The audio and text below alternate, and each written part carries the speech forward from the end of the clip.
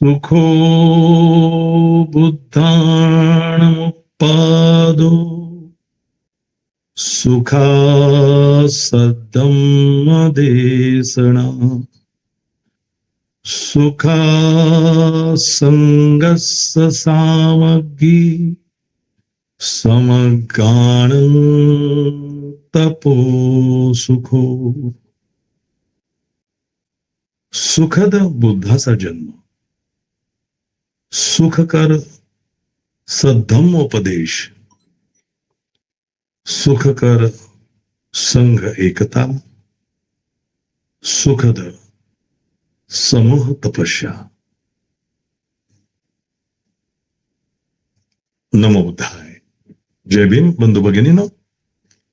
आपण बुद्ध आणि त्यांचा हा पवित्र असा ग्रंथ परमपूज्य बोधिसत्व बाबासाहेब डॉक्टर भीमरावजी आंबेडकर यांच्या प्रदीर्घ अभ्यासानंतर, ज्ञानानंतर आणि या धम्माच्या अनुषंगाने जे अनेक ग्रंथ आहेत त्या सर्व ग्रंथांचा अभ्यास करून आपला सुद्धा एक बुद्धांचा धम्म समजावा यासाठीचा ग्रंथ असावा. आणि म्हणून त्रिपिटकामध्ये अनेक ग्रंथ आहेत, परंतु ते सर्व ग्रंथ आपल्याला वाचणे शक्य नाही. आपण वेगवेगळ्या वेळेला वेगवेगळ्या पद्धतीने प्रयत्न करूनही ते सगळे ग्रंथ कदाचित आपण वाचून समजून घेऊ शकणार नाहीत. म्हणून एक ग्रंथ असावा या उद्देशाने बाबासाहेबांनी बुद्ध आणि त्यांचा धम्म हा ग्रंथ लिहिला. हा ग्रंथ आपल्याला समजावा, कारण तो इंग्रजीतनं लिहिला होता आणि तो आपल्यालाही समजावा म्हणून आपल्या मातृभाषेत, आपल्या बोलीभाषेत ज्यांनी या ग्रंथाचं अनुवादन केलं ते घनश्यामजी तळवटकर, प्राचार्य महावीर चिटणीस, शाह रेगे या महानुभावांनी या इंग्रजी ग्रंथाचं मराठीत भाषांतर केलं आणि हा सुंदर पवित्र ग्रंथ आपल्यासाठी उपलब्ध झाला. जगभरातल्या अनेक भाषांमध्ये भाषांतरित झालेला हा बुद्ध आणि त्यांचा धम्म हा ग्रंथ बुद्धांच्या जीवनावरती पूर्णतः प्रकाश टाकणारा आहे. आणि आपण या धम्म, बुद्ध आणि त्यांचा धम्म या ग्रंथाचं ज्या वेळेला वाचन करतो, अवलोकन करतो, समजून घेण्याचा प्रयत्न करतो, त्यावेळेला आपल्याला ज्या ज्या गोष्टी लक्षात येतात त्यापैकी काल आपण बघितलं होतं की सिद्धार्थ गौतमाची आता परिव्रज्या घेऊन जाण्याची वेळ आलेली आहे. ज्या वेळेला शाक्य संघाने अशा पद्धतीने सिद्धार्थ गौतमासमोर 3 अटी ठेवल्या, त्यातली पहिली अट होती की एकतर तू युद्धासाठी तयार हो, सैन्यात भरती हो. दुसरी अट अशी होती की जर तू असं करणार नशील तर आम्ही तुझ्या कुटुंबावर बहिष्कार टाकू, तुझ्या आईवडिलांकडे जी शेतीवाडी आहे ती सगळी संघाला जमा करून घेऊ. आणि तिसरा पर्याय जो होता, एकतर तुला देहदंडाची शिक्षा स्वीकारावी लागेल किंवा देशत्यागाची शिक्षा स्वीकारावी लागेल. परंतु आधीच शाक्य आणि कोलिय यांच्या वादामुळे कौशलाधिपती जो आहे त्याने यांच्यावरती काही विशिष्ट प्रकारचा दबाव टाकून ठेवलेला होता आणि त्या दबावामुळे यांना स्वतंत्रपणे हालचाली करता येत नव्हत्या. परंतु देहदंडाची शिक्षा किंवा देहत्यागाची शिक्षा का दिली सिद्धार्थ गौतमाला याचा जाब आपल्याला कौशलाधिपतीला द्यावा लागेल. आणि मग तसं होऊ नये त्यावेळेला सिद्धार्थ गौतमाने स्वतःच एक निर्णय घेतला आणि मी परिव्रज्या घेऊन देशत्याग करतो, म्हणजे माझ्या जाण्याबद्दल कुणालाही दोष लागणार नाही. अशा प्रकारची जी भूमिका आहे या भूमिकेतून सिद्धार्थ गौतमाने आपला निर्णय या संपूर्ण शाक्य संघाला कळवला. शाक्य संघाने त्याच्यावरती संमती दिली खरी, परंतु यासाठी तुला तुझ्या आईवडिलांची परवानगी घ्यावी लागेल, तुझ्या पत्नीची परवानगी घ्यावी लागेल, त्यांची अनुमती घेऊनच मग तुला जावं लागेल. तेव्हा सिद्धार्थ गौतम यांना सांगतो की माझ्या आईवडिलांना तुम्ही कारण नसताना या म्हातारपणात त्रास होऊ नये, त्यांना त्रास देऊ नये, त्यांची शेती, त्यांची जमीन, त्यांच्या जगण्याचा आधार त्यांच्याकडनं हिरावून घेऊ नये, म्हणून मी देशत्याग करतो आणि परिव्रज्या घेऊन करतो. मग आईवडिलांची परवानगी मला मिळेल, मी तशी त्यांना विनंती करतो आणि त्यांनी जरी तशी मला परवानगी दिली नाही तरी मी वचन देतो की मी कुठल्याही परिस्थितीत देशत्याग करेन. मग पत्नी आणि आईवडिलांची परवानगी घेण्यासाठी सिद्धार्थ गौतम ज्या वेळेला पुन्हा आपल्या राजमहालात येतात त्यावेळेला तोपर्यंत सिद्धार्थ गौतमाने घेतलेला निर्णय राजमहालात पोहोचलेला असतो. सिद्धार्थ गौतमाच्या आधीच ही बातमी तिथे पोहोचलेली असते. आईवडिलांचं सांत्वन करून झाल्यानंतर, आईवडिलांना समजून सांगितल्याच्या नंतर सिद्धार्थ जेव्हा आपल्या पत्नी यशोधरा यांच्या कक्षात जातो त्यावेळेला सिद्धार्थ गौतमाला वाटतं की यशोधरा जेव्हा ही बातमी ऐकेल त्यावेळेला नक्कीच ती मूर्छित होऊन पडेल, तिला चक्कर येईल. परंतु सिद्धार्थ गौतम ज्या वेळेला त्या दालनात त्या कक्षात जातात, यशोधरा मोठ्या धैर्याने सांगते की शाक्य संघात जे काही घडलेलं आहे ते सर्व इत्तंभूत माझ्या कानावर आलेलं आहे. सिद्धार्थाला संमती देतात आणि म्हणतात की तुम्ही त्या ठिकाणी राहून जे केलं, मी जर असते तर कदाचित मीही यापेक्षा वेगळं काही करू शकले नसते. मलाही कदाचित तेच करावं लागलं असतं, कारण कोलियांबरोबर युद्ध हे तर आपण करू शकणार नाहीत आणि ते करणं चुकीचंच ठरलं असतं. त्यापेक्षा हा निर्णय कदाचित जो तुम्ही घेतला तोच मीही घेतला असता. अशा पद्धतीने आपला निर्णय योग्य निर्णय आहे. सिद्धार्थ गौतमाने जो निर्णय घेतला तो निर्णय कसा योग्य आहे आणि माझी आपल्याला अनुमती आहे. यशोधरा माता सिद्धार्थ गौतमाला माझी अनुमती आहे असं सांगते आहे. परिव्रज्या घेऊन हा देश सोडून ह्या देशाचा त्याग करून कुठेतरी वनात, जंगलात, अरण्यात जाऊन राहणार लहानसं बाळ राहुल, परिवारातील सिद्धार्थ गौतमाचे आई वडील, या सगळ्यांना सोडून सिद्धार्थ गौतम जंगलात जातायत आणि त्याच्यासाठी यशोधरा त्यांची पत्नी त्यांना अनुमती देते आहे आणि माझा पाठिंबाही आहे. मी सुद्धा आपल्याबरोबर परिव्रज्या घेतली असती. मी परिव्रज्या घेत नाही याचे एकच कारण, मला राहुलाचे संगोपन करायचे आहे. मला तुमच्या आईवडिलांची देखभाल करायची आहे आणि म्हणून मी तुमच्यावर परिव्रज्या घेत नाही. अशा पद्धतीने यशोधरा आपली संमती देताना सिद्धार्थाला सांगतायत. असे झाले नसते तर बरे झाले असते, तुम्हाला जायची वेळ आली नसती तर फार बरे झाले असते, पण आपण धीट आणि शूर म्हणून प्राप्त परिस्थितीला तोंड दिले पाहिजे. पण जे काही संकट समोर आलेलं आहे, जी परिस्थिती समोर आलेली आहे, त्या परिस्थिती समोर आपण मान न झुकवता त्या प्राप्त परिस्थितीला तोंड दिलं पाहिजे, सामोरे गेलं पाहिजे. आपल्या माता पित्यांविषयी व आपल्या पुत्राविषयी आपण मुळीच काळजी करू नका. माझ्या शरीरात प्राण असेपर्यंत मी त्यांची देखभाल करेन. तुम्ही जात आहात, निश्चितपणे तुमच्या मनामध्ये या गोष्टींच्या बद्दल शंका आहे की मी गेल्यानंतर माझ्या माता पित्यांचं काय होईल, माझं लहानसं बाळ राहुल याचं काय होईल, पत्नी यशोधरा तिचं काय होईल. या सगळ्या गोष्टींचा विचार तुमच्या मनात येत असेल, तुम्ही तुमच्या माता पित्याच्या आणि आपल्या मुलाच्या संगोपनाबद्दल निश्चिंत राहा. तुम्ही त्यांची काळजी करू नका. जोपर्यंत माझ्या शरीरात प्राण आहे तोपर्यंत मी त्यांची निश्चितपणे चांगली देखभाल करेन. ज्या अर्थी आपल्या जवळच्या प्रियजनांना सोडून आपण परिव्राजक होत आहात, त्या अर्थी आपण एक असा नवीन जीवनमार्ग शोधून काढा की तो सकल मानव जातीच्या कल्याणासाठी ठरेल. हीच एक केवळ माझी इच्छा आहे.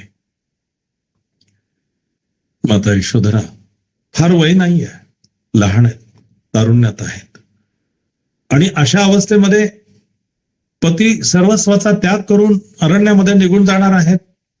हे एवढं ऐश्वर्य, राजपुत्र आहे, राजपुत्राने या ऐश्वर्याचा उपभोग घेतला पाहिजे आणि अशा पद्धतीने त्याने आपलं जीवन व्यतीत केलं पाहिजे.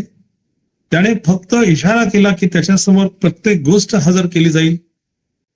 अशा जीवनशैलीतला राजकुमार हे ऐश्वर्याचं जीवन सोडून अरण्यामध्ये कधी जेवण मिळेल कधी मिळणार नाही अशा अवस्थेत या हिंस्र प्राण्यांच्या सानिध्यात जाईल. या गोष्टीबद्दल खरं तर मनात अनेक प्रकारची तीव्र चिंता निर्माण होते. परंतु तरी सुद्धा जो निर्णय तुम्ही घेतलेला आहे तो योग्य आहे, कारण त्यापेक्षा वेगळा निर्णय घेणं त्या परिस्थितीत शक्य नव्हतं. तुम्ही जात आहात, तुम्ही तुमच्या आईवडिलांची, तुमच्या मुलाची चिंता करू नका. मी त्याचं नीट संगोपन करू शकेन जोपर्यंत माझ्या शरीरामध्ये प्राण आहे.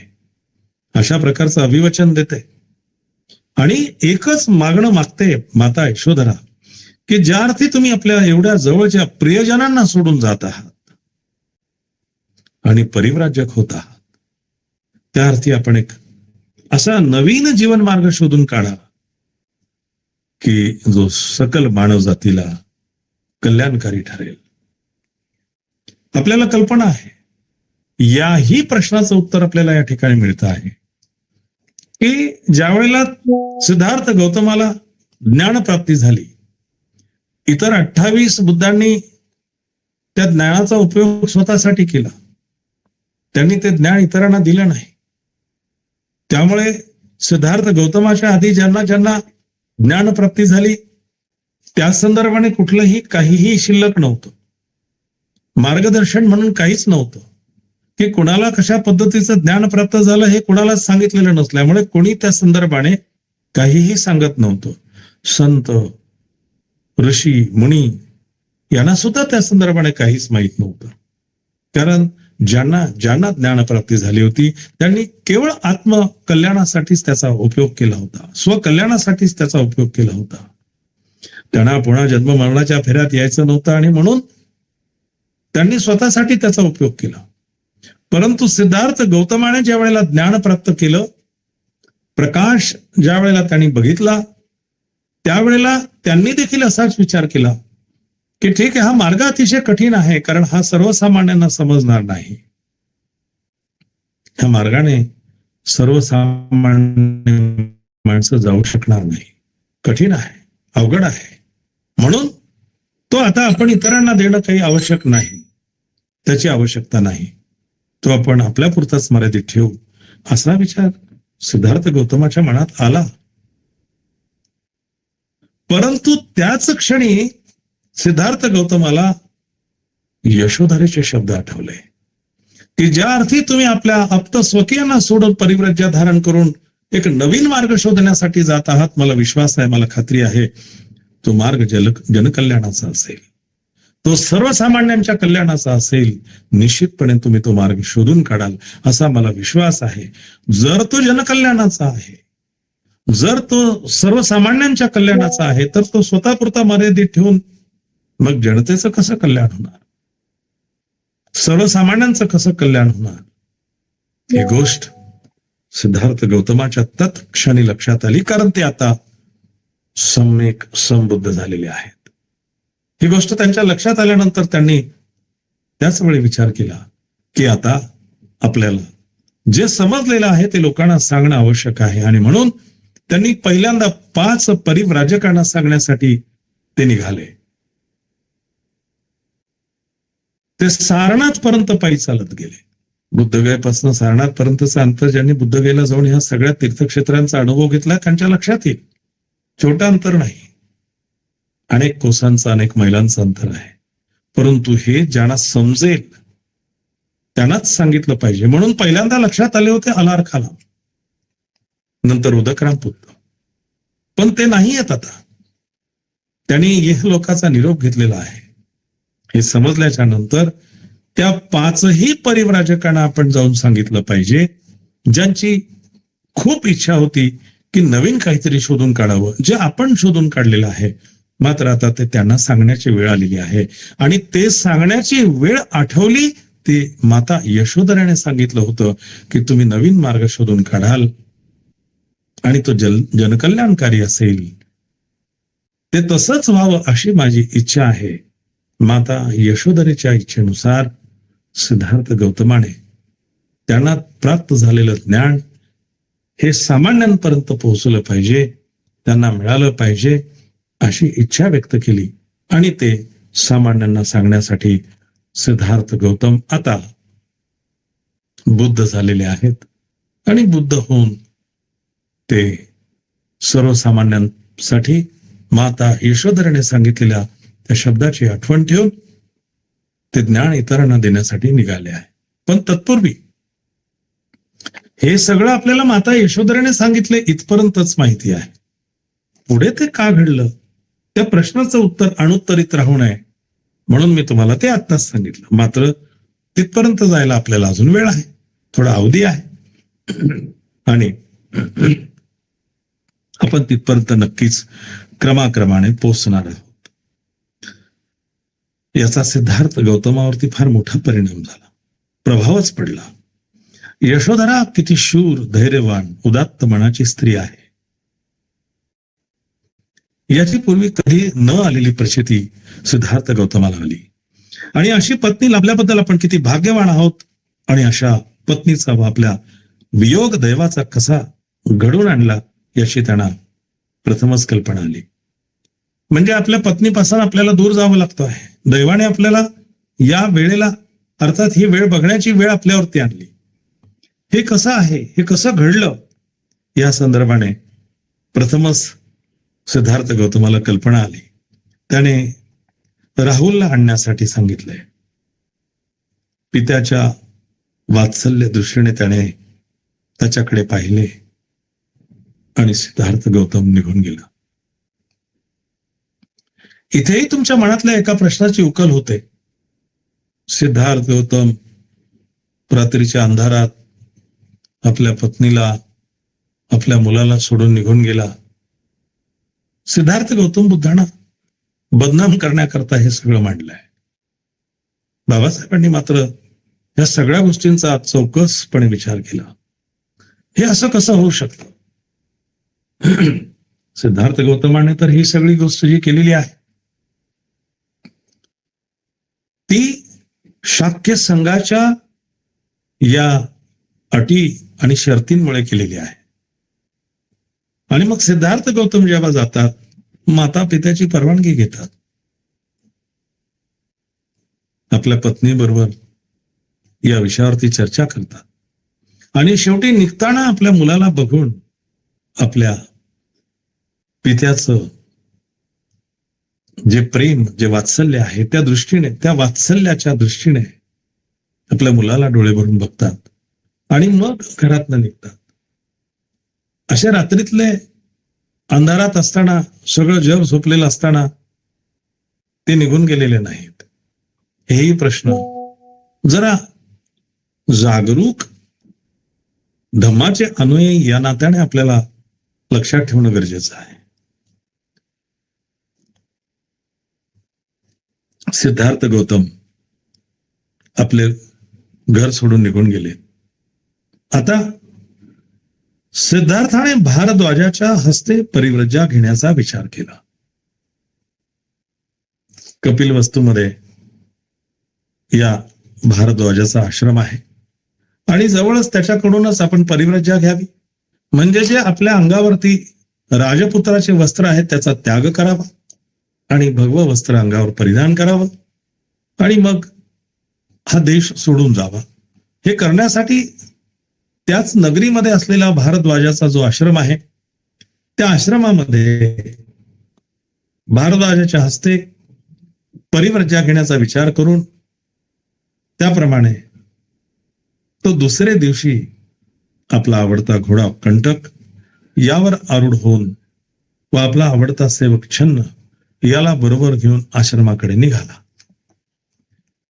याला बरोबर घेतलं, घोड्यावरती आरूढ झाले, बसले आणि त्यांचा जो आवडता सेवक छन्न अर्थात सारथी त्याला बरोबर घेतलं. तो जसा आश्रमाच्या जवळ आला तसतसे एखाद्या नवीनच येणाऱ्या नवरदेवाला पाहण्यासाठी यावे तसे अनेक स्त्री पुरुषांनी बाहेर येऊन त्याला भेटण्यासाठी द्वारापाशी एकच गर्दी केली. भारद्वाजाच्या आश्रमाकडे जसजसं त्या आश्रमाच्या जवळजवळ सिद्धार्थ गौतम जवळजवळ येत होता, सगळा जनसमुदाय त्यांना बघण्यासाठी तिकडे जणू काही नवीन नवरदेव येतो आहे.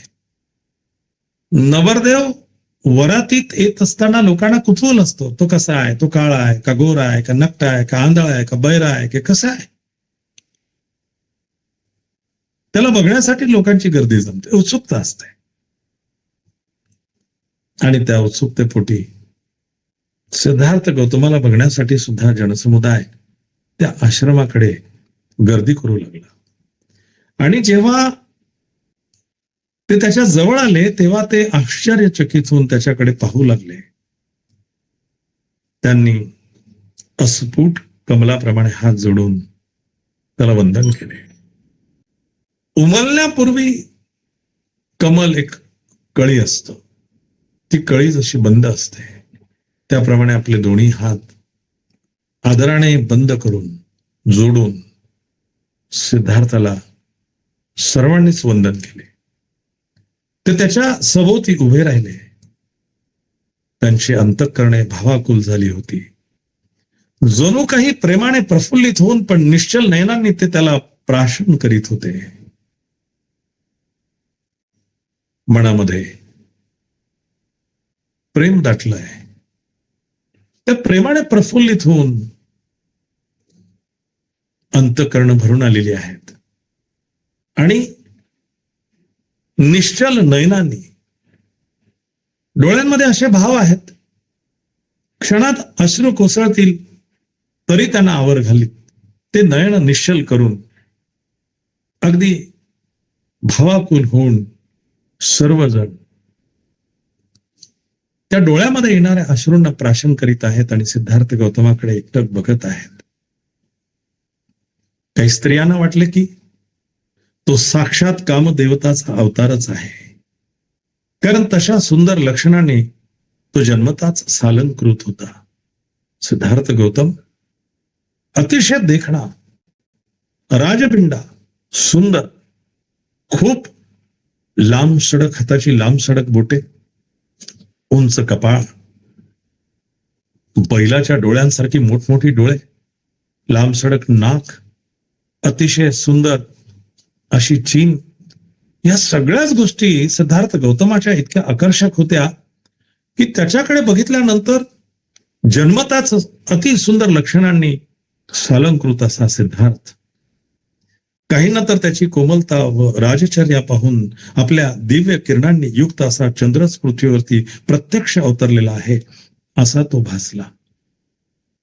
काहींच्या मनामध्ये येत होत की आपल्या दिव्य किरणांनी युक्त म्हणजे ज्याच्यामध्ये अतिशय दिव्य किरण अशी सामावलेली आहेत असा चंद्र जणू काही पृथ्वीवरती प्रत्यक्ष उतरलेला आहे. असा सुंदर देखणा राजपुत्र, त्याच्याकडे बघताना चंद्राच्या या किरणांची उपमा काही जण त्यांना देत आहेत. दुसऱ्या काही जणी त्यांच्या सौंदर्याला भाळून जणू काय त्याला गिळून टाकावे म्हणून जांभया देत होत्या आणि एकमेकीकडे नजरा रोखून हलकेच निश्वास टाकीत होत्या. इतकं सौंदर्य, इतकी सुंदरता, इतकं आकर्षक असं शरीर, हे सगळं जसं काही गिळून टाकावं अशा मादक दृष्टीने काही तरुणी सिद्धार्थाकडे बघत होत्या. एकमेकीकडे बघून केवळ नजरेच्या भाषेने ते बोलत होत्या. अशा प्रकारे स्त्रिया त्याच्याकडे नजरा लावून केवळ पाहत राहिल्या होत्या. त्यांच्या मुखातून शब्द येत नव्हता की त्यांच्या चेहऱ्यावरती स्मित येत नव्हते. परिव्रज्या घेण्याच्या त्याच्या निर्णयाचा विचार करीत दिग्मूढ स्थितीत त्याच्या भोवती त्या केवळ उभ्या राहिल्या होत्या. काय बोलावं सुचत नव्हतं. काही बोलावं तर शब्द सापडत नव्हते. स्तब्ध, स्थिर, त्यांच्या मुखातून शब्द येत नव्हता आणि ओठांवर स्मित हसू सुद्धा येत नव्हतं. हसतील तर कशा हसतील, कारण परिव्रज्या घेऊन हा सिद्धार्थ गौतम, हा राजबिंडा, हा तरुण सर्वस्वाचा त्याग करून अरण्यात निघून जाण्यासाठी निघालेला आहे. तो आता परिव्रज्या घेण्यासाठी भारद्वाजाच्या आश्रमात आलेला आहे. मोठ्या प्रयासाने त्या गर्दीतून त्याने आपली सुटका करून घेतली आणि आश्रमाच्या दारात प्रवेश केला. सर्व तरुणी, सर्व जनसमुदाय सिद्धार्थाला बघण्याकरता त्या ठिकाणी जमा झालाय. अनेक तरुणींच्या मनामध्ये वेगवेगळ्या प्रकारचे भावभावना उमटत आहेत आणि ह्या गर्दीला बाजूला सारत सारत सारत सिद्धार्थ गौतम त्या भारद्वाजाच्या आश्रमाच्या प्रवेशद्वारापर्यंत येऊन पोचले. आपण परिव्रज्या घेत असताना शुद्ध धनाने व प्रजापती गौतमीने येथे उपस्थित राहावे हे सिद्धार्थाला आवडले नाही. आपण आता सर्वस्वाचा त्याग करतो आहोत. आता तो अंतिम क्षण आलेला आहे आणि या अंतिम क्षणी राजा शुद्धोधन, माता प्रजापती यांनी इथे उपस्थित राहावे हे त्याला आवडले नाही. कारण त्याला ठाऊक होते की दुःखावेगाने ते स्वतःला सावरून धरू शकणार नाहीत. परंतु ती त्याच्या न कळत अगोदरच आश्रमात येऊन पोहोचली होती. सिद्धार्थाने आधी जाहीर केलं होतं की ते भारद्वाजाच्या आश्रमामध्ये परिव्रजा घेणार आहेत. पण त्या प्रसंगी राजा शुद्धोधन म्हणजे आपले पिता आणि आपली माता मावशी महाप्रजापती त्यांनी तिथे येऊ नये. कारण त्यांना दुःख आवरणार नाही आणि ते सावरू शकणार नाहीत, म्हणून त्यांनी येऊ नये. परंतु सिद्धार्थाच्या न कळतच ते दोघेही आश्रमामध्ये आधीच येऊन पोहोचले होते. आश्रमाच्या आवारात प्रवेश करताच तिथे जमलेल्या लोकात आपले माता पिता असल्याचे त्याने पाहिले. त्या आश्रमाच्या आवारामध्ये या गर्दीला चिरत चिरत ज्या वेळेला सिद्धार्थ गौतम पोहोचले, त्याने बघितलं की आपले माता पिता तर आपल्या आधीच इथे येऊन स्थानापन्न झालेले आहेत. आपल्या माता पितास पाहताच तो प्रथम त्यांच्याजवळ गेला आणि त्याने त्यांचा आशीर्वाद मागितला. त्यांच्या भावना इतक्या दाटून आल्या होत्या की त्यांच्या मुखातून एक शब्दही बाहेर पडत नव्हता. त्यांनी रडरडून त्याला कवटाळून धरले आणि आपल्या अश्रूंनी न्हाऊन काढले. सिद्धार्थ गौतम, सर्वस्वाचा त्याग करून एकुलता एक पुत्र, राजपुत्र, त्या राज्याचा उत्तराधिकारी, सर्व सुख त्याच्या पायापाशी लोळण घेऊ शकते नव्हे ते घेतच होते, अशा सर्व परिस्थितीवरती मात करून सर्वस्वाचा त्याग करून सिद्धार्थ गौतम परिव्रजा घेऊन जंगलात निघाले. शेवटचा आशीर्वाद घ्यावा म्हणून त्यांच्या माता पित्याकडे जातात आणि त्यांचा आशीर्वाद मागतात. अशा वेळेला कोणत्या माता पित्याचा धीर त्यांना धरवेल? अर्थात यांच्याही धीराचे बंध तुटले. हमसाहमसी रडू लागले, त्याला कवटाळू लागले आणि त्यांच्याच डोळ्याच्या अश्रूंनी त्याला ओलं चिंब करून टाकलं. आपल्या माता पित्यास पाहताच हे सगळं ज्या पद्धतीने घडतं आहे, त्यांच्या मुखातून एक शब्दही निघत नाही आणि छन्नाने कंठकाला आश्रमातील एका झाडापाशी बांधून तो तिथे उभा होता. छन्न, सिद्धार्थ गौतमाचा सारथी, मित्र, सवंगडी. ज्या कंठक घोड्यावरती बसून सिद्धार्थ या आश्रमापर्यंत आला, त्या कंठकाला एका बाजूला एका झाडाला बांधून छन्न तिथे उभा राहिला. त्याने त्याला आपले कपडे व अलंकार घरी परत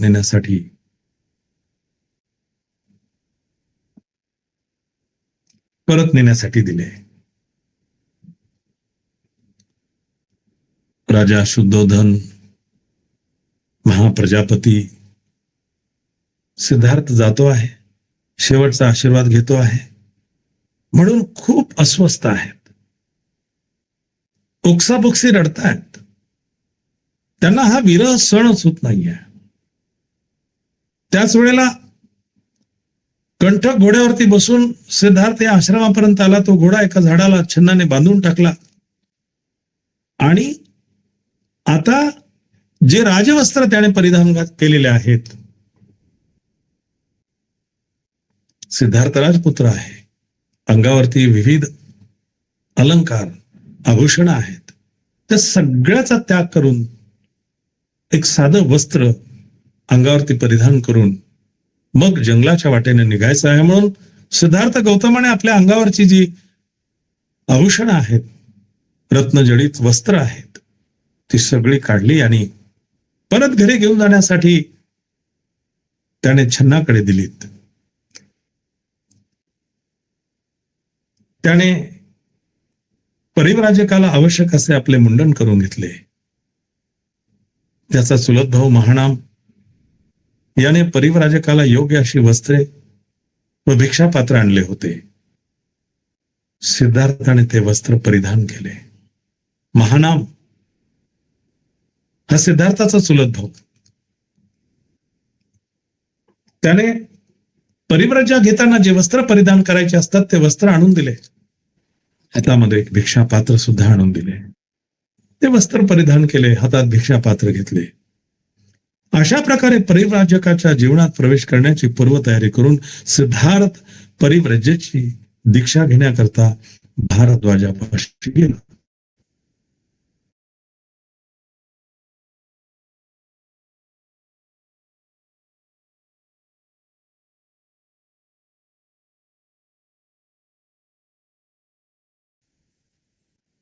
सिद्धार्थाने वस्त्र परिधान केलेत. अंगावरचे सर्व रत्नजडित वस्त्र त्याने काढून टाकलेत. जे परिव्राजकाला शोभतील वस्त्र धारण केलेत. हातामध्ये भिक्षापात्र घेतलाय आणि या परिव्रजा घेण्यासाठी त्या भारद्वाजाकडे सिद्धार्थ पोहोचलेला आहे. भारद्वाजाने आपल्या शिष्यांच्या साहाय्याने आवश्यक तो संस्कार विधी केला आणि सिद्धार्थ गौतम सर्व ऐश्वर्याचा शेवट इथेच झाला. ज्या पद्धतीचा राजपुत्राचं जीवन जगण्यासाठी त्याचा जन्म झाला होता, त्या राजपुत्राच्या जीवनाचा, त्या ऐश्वर्याचा, त्या सर्व सुखोपभोगाचा अंत या ठिकाणी झाल्याचं भारद्वाजाने जाहीर केलं. अर्थात परिव्रजा झाली असं जाहीर केलं. परिव्रजा घेण्याची व विलंब न लावता शाक्य राजाच्या सीमेबाहेर जाण्याची आपण शाक्य संघाच्या समोर दुहेरी प्रतिज्ञा केली असल्याचे स्मरण ठेवून परिव्रजेचा संस्कार आटोपल्यावर लगेच सिद्धार्थ आपल्या प्रवासाला निघाला. सिद्धार्थ गौतम आपल्या शब्दांचा फार पक्का. शाक्य संघासमोर आपण दुहेरी प्रतिज्ञा घेतलेली आहे की आपण ज्या वेळेला आपली परिव्रजा होईल त्यावेळेला त्या क्षणी आपण या देशाचा त्याग करू आणि जंगलाच्या दिशेने निघून जाऊ. त्या प्रतिज्ञेची आठवण सिद्धार्थ गौतमाला होतीच. त्याने तत्काळ लगेचच आपल्या प्रवासाला सुरुवात केली. जो जनसमुदाय आश्रमात जमला होता तो नेहमीपेक्षा फार मोठा होता, कारण गौतमाला परिव्रजा घ्यावयास लावणारी परिस्थितीच मोठी असाधारण होती.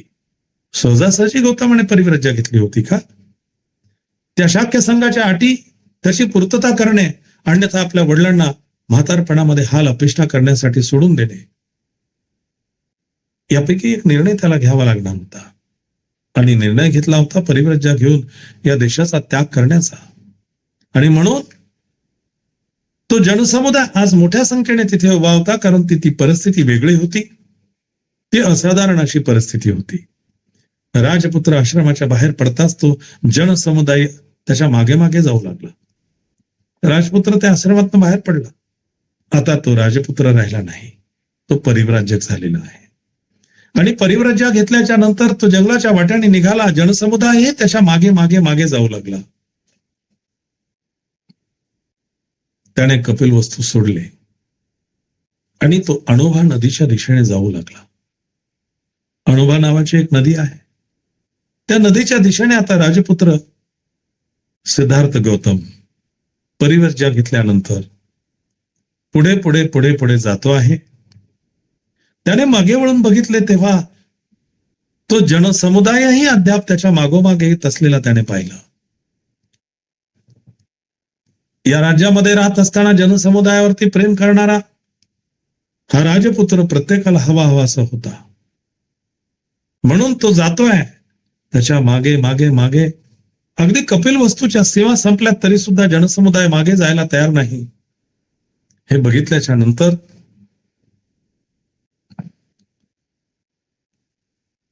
तो थांबला आणि त्या समुदायास उद्देशून म्हणाला, बंधूंनो आणि भगिनींनो, तुम्ही माझ्या मागोमाग येण्यापासून काही उपयोग होणार नाही. मी शाक्य आणि कोलियांच्या मधील झगडा मिटवण्यासाठी अयशस्वी ठरलो आहे. परंतु तडजोडीच्या बाजूने तुम्ही लोकमत तयार केले तर तुम्ही कदाचित यशस्वी होऊ शकाल. म्हणून तुम्ही परत जाण्याची कृपा करा. मी अपयशी ठरलेलो आहे. तुम्ही माझ्या मागे येण्याने काही फायदा होणार नाही. परंतु तडजोडीच्या बाजूने तुम्ही लोकमत तयार केले तर तुम्ही कदाचित यशस्वी होऊ शकाल. कोणत्या गोष्टीसाठी? शाक्य आणि कोलियांमध्ये जे युद्ध होणार आहे ते युद्ध थांबवण्यासाठी. मला परत येण्यासाठी तडजोड करू नका. तुम्ही शाक्य आणि कोलियांमध्ये जे युद्ध होणार आहे ते थांबवण्यासाठी तुम्ही एकमत करा आणि बघा काही तडजोड करता येते का. अशा पद्धतीने सिद्धार्थ त्यांना समजून सांगतायत. आणि म्हणून तुम्ही माझ्यावरती परत जाण्याची कृपा करावी. ही विनंती ऐकून जनसमुदाय मागे परत फिरू लागला. शुद्धोधन व गौतमी राजवाड्याकडे परतले. सिद्धार्थाने टाकून दिलेली वस्त्र व अलंकार पाहणे गौतमीला असह्य झाले. तिने ती कमळांनी भरलेल्या एका तळ्यात टाकून दिली. कुठल्या आईला ते बघणं आवडेल? आपला पुत्र जो रोज आपल्या सानिध्यात होता, येता जेता आई आई असं म्हणून हाक मारत होता, किंवा आपल्याला अनेक गोष्टींसाठी हे करून दे ते करून दे असं सांगणारा आपला पुत्र, जरी तो राजपुत्र असला तरी राजपुत्राच्या मातेचं मन काही इतर सर्वसामान्यांच्या मातेंच्या मनापेक्षा वेगळं असतं का? माता मग ती राजाचीही असो, ती प्रजेची असो, माता ती माता असते. तिचं मन आपल्या पुत्राप्रती निश्चितच तितकंच कनवाळू असतं. आणि म्हणून ज्या वेळेला ती राजकुमाराचे वस्त्र बघते, ते वस्त्र पाहिल्यानंतर तिला तिचं दुःख अनावर होतं. ती एका कमळांच्या तलावामध्ये ते वस्त्र टाकून देते. परिव्राज्य अर्थात संन्यास ग्रहण करण्याच्या वेळी सिद्धार्थ गौतमाचे वय अवघे 29 वर्षांचे होते. लोक त्याची आठवण करून त्याची प्रशंसा करून म्हणत, हाच तो श्रेष्ठ कुलोत्पन्न शाक्य, थोर माता पित्याच्या पोटी जन्मलेला, विपुल धनसंपन्न व नव यवनशाली बुद्धीने व शरीराने सुसंपन्न असून राजविलासात वाढलेला, पृथ्वीवर शांती नांदावी म्हणून लोककल्याणासाठी तो स्वकीयांशी लढला. जे आपले आपले म्हणवले जातात त्यांच्याशी तो लढला आणि सगळ्यांच्या कल्याणासाठी, जनकल्याणासाठी त्याने सर्वस्वाचा त्याग केला. हाच तो श्रेष्ठ कुलोत्पन्न शाक्य. शाक्य कुलामध्ये जन्माला आलेला अतिशय श्रेष्ठ असा आणि थोर मात्या पित्याच्या पोटी जन्मलेला, त्याच्याकडे कोणत्या गोष्टीची कमी होती? विपुल असं धनसंपन्न त्याचं राजघराणं आणि सर्वच गोष्टींनी संपन्न असलेला, केवळ जनकल्याणासाठी स्वकीयांशी लढून या सर्वस्वाचा त्याग करून तो अरण्यात चाललेला आहे. तो असा शाक्य युवक होता की ज्याने स्वकीयांशी म्हणजे स्वकीयांच्या बहुमतापुढे आपले शिर झुकवले नाहीच, पण स्वेच्छेने त्याने शिक्षा घेण्याचे पत्करले. त्या शिक्षेचा अर्थ ऐश्वर्याऐवजी दारिद्र्य, सुख समृद्धीऐवजी भिक्षापात्र, गृहस्थोख्याऐवजी गृहहीन स्थिती असा त्या शिक्षेचा अर्थ होता. आणि तो अशा तऱ्हेने जात आहे की त्याची काळजी वाहणारे जगात कोणी नाही आणि जगात स्वतःची म्हणून म्हणता येईल अशी कोणतीही वस्तू त्याने सोबत घेतलेली नाही. असा तो तरुण, असा तो राजपुत्र सर्वस्वाचा त्याग करून लोककल्याणासाठी निघालेला आहे. म्हणजे त्या शिक्षेचा अर्थ जो आहे तो काय आहे की आतापर्यंत ज्या ऐश्वर्यामध्ये तो जगत होता, आता मात्र दारिद्र्यात त्याला जगावं लागणार आहे. त्याला आतापर्यंत सर्व प्रकारची सुख समृद्धी त्याच्या पायापाशी लोळून घेत होती, आता मात्र त्याच्या हातात भिक्षापात्र आहे. तो आजपर्यंत अतिशय छान अशा शय्यावरती निद्रा घेऊ शकत होता, अतिशय चांगल्या प्रकारचं मिष्टान्न तो खाऊ शकत होता. आता गृहसौख्याऐवजी गृहहीन स्थिती त्याला प्राप्त झालेली आहे. म्हणजे आतापर्यंत जरा काही झालं तरी त्याची काळजी वाहणारे राजघराण्यातील सगळेच लोक होते. आता तो एकटाच आहे. आता त्याची काळजी वाहणारं कोणी नाही. हा त्याचा स्वच्छेने केलेला महान असा त्याग, हे त्याचे शौर्याचे व धैर्याचे कृत्य आहे. जगाच्या इतिहासात त्याला तुलना नाही. त्याला शाक्यमुनी अथवा शाक्यसिंह असेच म्हणावं लागेल. आतापर्यंत अशा प्रकारचा त्याग कोणी केलेला नाही. एवढं ऐश्वर्य सोडून कोणी गेलेलं नाही. म्हणून तो शाक्यसिंह आहे. शाक्य कुमारी किसा गौतमी, तिचे म्हणणे किती यथार्थ होते. सिद्धार्थ गौतमाच्या संबंधी तिने म्हटले होते, धन्य त्याची माता, धन्य त्याचा पिता, ज्यांनी अशा पुत्राला जन्म दिला. धन्य ती पत्नी जिला असा पती लाभला. म्हणजे किसा गौतमी म्हणतेच की या पुत्राला ज्यांनी जन्म दिलेला आहे ते धन्य धन्य आहेत. आणि याची पत्नी जिला असा पती लाभला ती सुद्धा भाग्यवानच आहे. अशा प्रकारे या सिद्धार्थ गौतमाच्या परिव्रज्याच्या अनुषंगाने या ज्या गोष्टी आहेत आपण बघतो आहोत. मात्या पित्याला वृद्धापकाळामध्ये या सर्व गोष्टींना म्हणजे आपल्या पुत्राला मुकावं लागतं आहे. तो सर्वस्वाचा त्याग करून या राजमहालाचा, या राजगृहाचा, 3 ऋतूंमध्ये असलेल्या त्याच्यासाठीच्या 3 महालांचा, आपली पत्नी सौंदर्यवती, आपला मुलगा आणि आपले सखे साथी, आपल्या या राज्यामध्ये असलेल्या सर्व मित्रांचा, प्रजाजनांचा निरोप घेऊन जंगलामध्ये एकट्याने राहण्यासाठी त्याला जावं लागत आहे. ही परिस्थिती साधारण होते का? आणि ही शिक्षा ही सहज भोगता येईल अशी होती का? ही असह्य करणारी शिक्षा होती.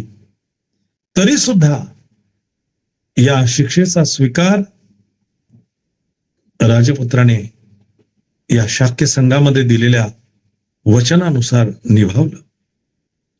या शाक्यांवरती कौशलाधिपतीने कुठल्याही प्रकारे नाराज होऊ नये. कारण जर शाक्यपुत्र सिद्धार्थ गौतम याला शाक्य आणि कुलियांच्या वादावरनं देशात त्याग करावा लागला, ही गोष्ट कदाचित कौशल नरेशाला आवडली नसती आणि त्यामुळे त्याने शाक्य यांना आणखीन वेठीस धरलं असतं.